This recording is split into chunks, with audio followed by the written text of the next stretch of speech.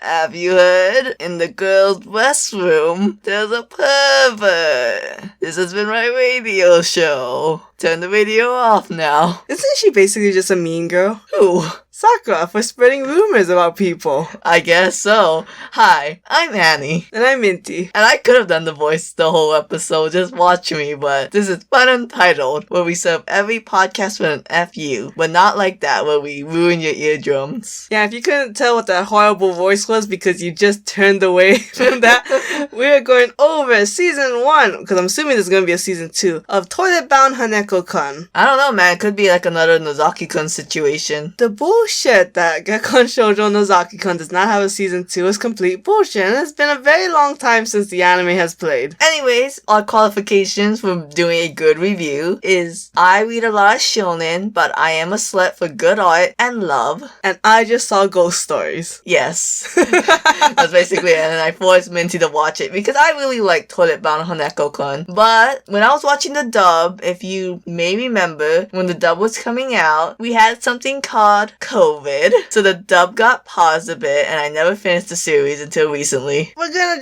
it's a short series. It's basically about a boy named Hanako-Kun who's, in original tellings of this story, is usually a girl, but I guess, I don't think he's like the actual Hanako-Kun, right? Of like traditional Japanese legends. Okay. In this world, there's ghosts. In order for a ghost to survive and not be forgotten by everyone, they have to stay true to the rumors, correct? Yeah, and I hate that trope. That's a trope?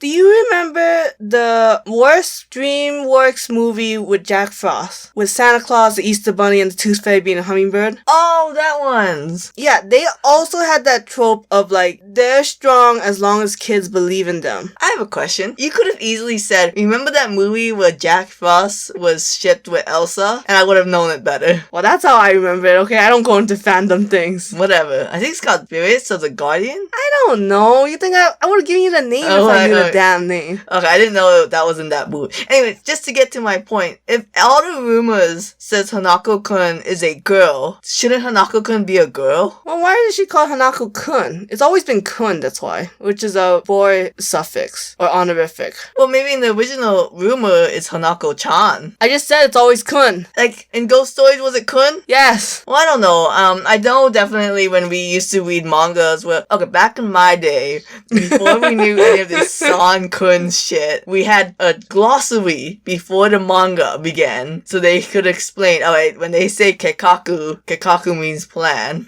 Shut up. So, I know in one books we read, you call a girl kun as like a cute, endearing, teasing way. Yeah, you also use it for tomboys, right? Yes. I don't know. Now this could all be wrong because it was in a glossary before a manga. And then we evolved to either know what kun is, or we just translated the shit. Why do mangas just take that out now? They don't even use them anymore. Yeah, because we've learned as a society what kun and chan means. And it really means nothing. It's funny because a lot of mangas just take it out, but in Fairy Tail they leave in the Grey Sama, so I wonder how they decide that. I think it'd be weird if you called someone Lord Grey when they're your, like, unrequited lover. I don't know, the Funimation people get away with it by doing, like, the worst nicknames for Grey. I think nicknames are cute, though. Fuck you. But yeah, so there's a ghost named Hanako-kun. He rules the school. And if you know any Japanese animes, every school has the 7 mysteries. What's the global mysteries called again? The 7 wonders of the world? Yeah, but that's completely different. I'm just saying, we love numbering our mysteries. So a girl with really thick legs is like, hey, my name is Nene. I'm going to you, Hanako-kun, to grant my wish. I want to be in love. Which is another dumb trope. Yeah, that's dumb. I'm just like, girl, you're like 10, 12. How old are they? They're high schoolers, right? I don't think. Were they? Yeah, I'm pretty sure. I don't know, because there's a exorcist character that comes later named Ko, and he has an older brother named Teru. And I assume like Ko was in middle school and Teru was in high school. Yeah, but that could mean they're just 1 year apart, though. I don't know. One's a snack and one's a daddy. Girl. I'm just saying they look completely different. So, okay, right off the bat, would you recommend the anime Toilet Bound Hanako-Kun to anyone? I would overall, because the art style is very cute, even though the story is pretty bland. Yeah, because the story is all about just Nene. She's just helping Hanako-kun do random shit and deal with these 7 mysteries of the school to get out of hand. If it helps people listening to this podcast, if you like Noragami, you'll like this. It's almost exactly the same. When you said that, except Noragami's really bad, but Hanako-kun is cute. Although, Noragami's got a sick-ass second opening. That's phenomenal. It's like one of my favorite opening songs. Gosh, Noragami's just really bad. Are we ever gonna do an episode of Noragami? Nope, because I will not rewatch it. I mean, it's got the spirit boy, the human girl that does nothing, and then a third person who's like somewhat connected to both worlds. Yeah, it'd be like that. So, see, we don't really watch a lot of love. And that also has about the rumor thing. We don't really watch a lot of love romance he stories. Needed to grow the story. Still moving on. We don't watch a lot of love romance. The ones that we do watch, I would say, it gets ham-fisted a lot, but it's not the main focus. I'm talking about Fairy Tail, Seven Deadly Sins. Like, the romance aspect, it's just, you know. No. If that's what we'll talk about, I have more qualifications. Because I love Gekkan Shoujo, and I saw School Rumble. I never saw School Rumble, so I don't know what to say about that. You know what's a shoujo I really didn't like? My Love Story. I hated that. Oh, the one with the buff guy and the little girl and the third wheel. Please don't say it like that, but yeah. It was okay. It was cute, but it was boring. It was the same shit over and over again. Like, oh, my girlfriend, she's so tiny and cute. There's no way I could ever hurt her. If you think about it, now think real hard. It's the same format as Hanako-kun Noragami. No. The strange main character, the normal cute girl that does nothing, and then the third boy who's just a third wheeling and has kind of part of both worlds. You could literally say that about any goddamn shoujo with a love triangle. That's why I'm saying it's just boring tropes and all these shows end up being the same, and that's why I don't really watch many shoujos. Well, okay, that's a broad statement that's not really true or correct. Anyway, I want to touch this as a positive note. I think the couple, Nene and Hanako-kun, it's super cute, and I love it with all my entire heart. Because the whole dynamic, now this is irritating because Nene's kind of an irritating girl, but she's like, I think 5 years old, so I will let it go. Her age gets younger. Well, Nene's like, oh, I really want to fall in love. I just like being in love. And then Hanako-kun's like, oh, why don't you fall in love with me? And she's like, no, you're not my type. You're not alive. But she gets to know him more, and she's like, it makes her more and more sad that, like, Hanako-kun's her friend, but she doesn't know anything about him. She knows for a fact that he killed someone, but she doesn't know who, and it makes her sad when she realizes that she doesn't know a lot about Hanako-kun, but it's too painful for Hanako-kun to actually delve into that part of his story because he clearly has trauma and baggage. And I just really like the scene where, like, Nene thought Hanako-kun was going to confess to her, but, you know, he didn't. So the Nene ran off crying, and Hanako-kun's like, hey, I'm really sorry, I didn't mean to hurt you. Please don't cry. Just stay here until you stop crying. And I'm like, oh my god, I will stay on this ship. I'll do it. What is the longevity of that ship, though? Stop asking questions like that. Have you ever asked about Twilight with Edward and Bella? Doesn't Bella become a vampire because she got pregnant, or like half vampire? Yeah, I think she was gonna lose the baby, so the Edward had to turn her into a vampire so she could deliver it. Now, I'm not saying that like they can't be part of their lives even as lovers, but I'm just like, he is gonna stay 15, let's just say 15, for the rest of his life. He doesn't grow up. He doesn't age and mature because age and mature is kind of part of something you can do as a living person. You can't really do it as a dead person. The perspectives are totally different, right? So when she grows up and she ages, what happens? Do they hook up when she's dead, or does she die as a 15-year-old? So we don't talk about how Cole clearly has the hots for a ghost named Mitsuba, but we don't talk about their aspects, huh? Their future prospects. It's the same questions. It applies to both couples. Why can't you just I will appreciate admit though, I do kind of like Ko and Mitsuba more than I like Nene and Hanako. I'm just laughing because I know that breaks Annie's heart. I don't understand what. I will also say, I do like the Aoi and Nene ship. That's cute. okay, lesbians. What do you think about the Sakura and Natsuhiko ship? Do people ship them? I don't know. Oh god, please don't ship them. That's a terrible ship.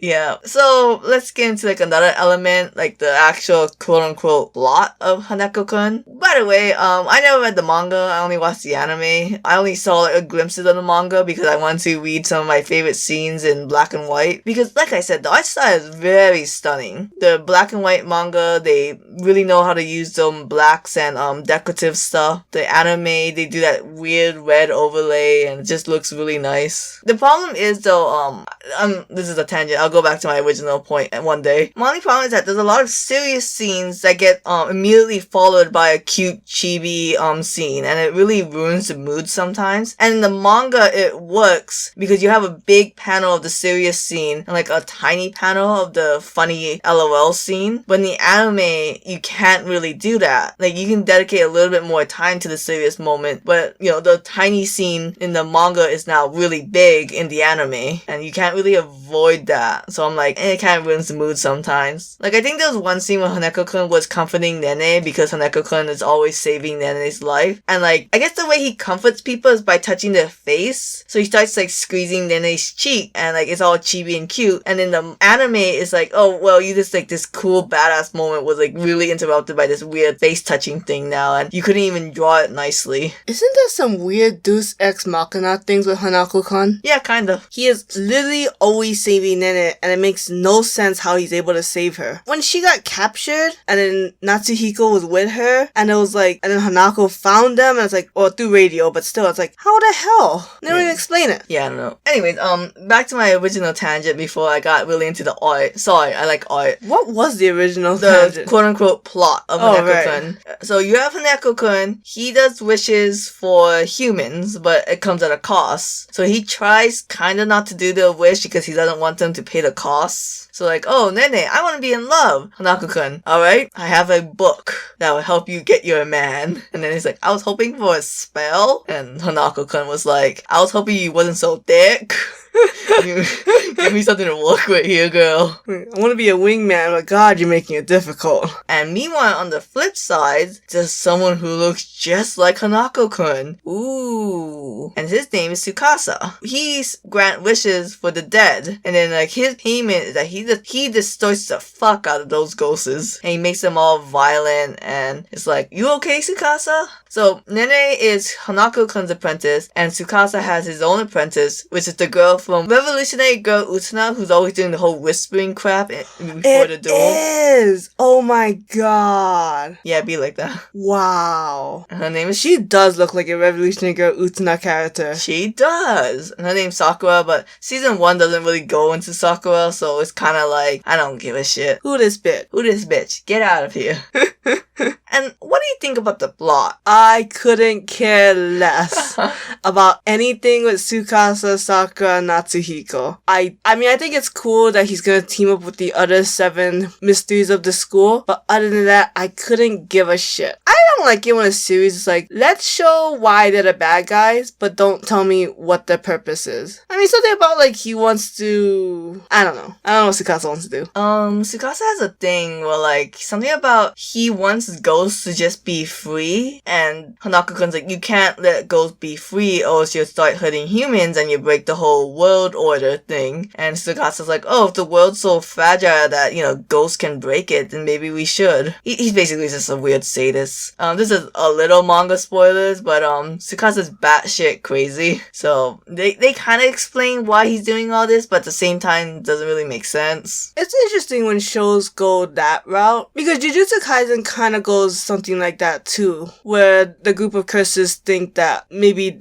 as the translation would say, maybe they're the real humans and they should be the ones ruling the world. Yeah. It's an interesting concept because it kind of gets into the territory of like, in a sense, 2 species fighting against each other. Of like, who survives, survival of the fittest, Darwinism, you know, all that stuff. It's like, why not just duke it out? Yeah. And just, I guess in a sense they are duking it out, but I don't know, I don't like this whole assumption that like the humans have to reign supreme in the end then. Cause it's like, yeah, it's so boring. Okay, this is major manga spoilers, so don't listen to this if you don't want it. Like, put in the next 30 seconds, go back, like, but basically, like, in the manga, they did this really boring trope of, like, when they were still alive, that's when Tsukasa was possessed by a ghost, and that's why Tsukasa's all batshit evil. It's the third party, a bigger bad guy storyline, just like Noragami.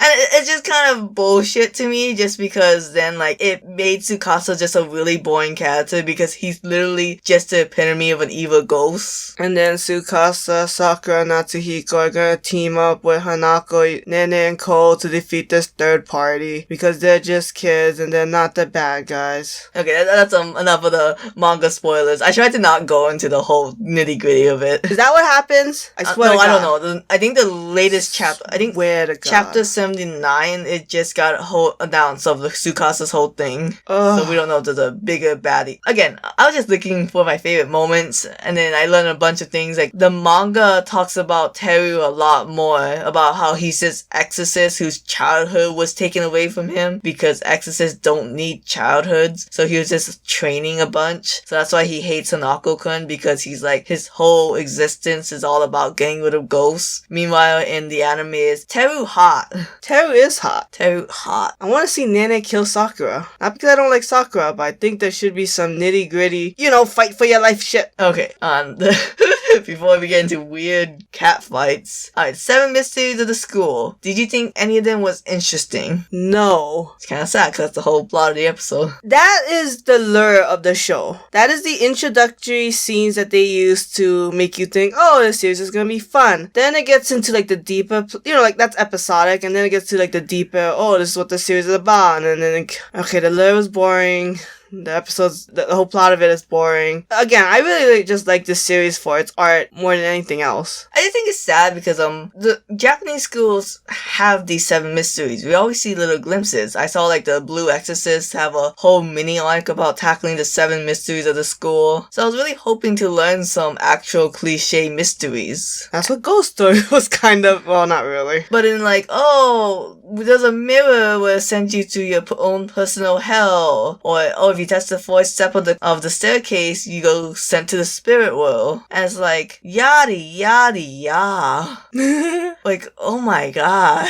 I think if you had, like, a Studio Ghibli kind of environment, maybe then it'd be, like, cool. Because it had the art. It could have done something super unique, but the substance just wasn't there. Yeah. Like, I like looking at you, but there's nothing to look at after 1 minute. Also, your favorite character, the spider teacher, is, like, useless. He is the only thing I like of this series. He's the only character I like, even though he has no plot, no story. But I like his whole history with Hanako-kun. I wish they made it a bit clearer that, was he alive when Hanako-kun was alive? I assume he was dead because he's the 5th spirit. Yeah. And Hanako's the 7th. Yeah, but that doesn't matter because we saw in one of the episodes, the bird, which is number 3, get his heart eaten by Mitsuba, and Mitsuba becomes the new number 3. That's true. What, you think he killed number 5 after Hanako died? I'm just saying it was a bit unclear why this ghost's most precious item would be this moon rock he got from a suicidal kid. Is that a little pedophilically gay? No. Not even a little?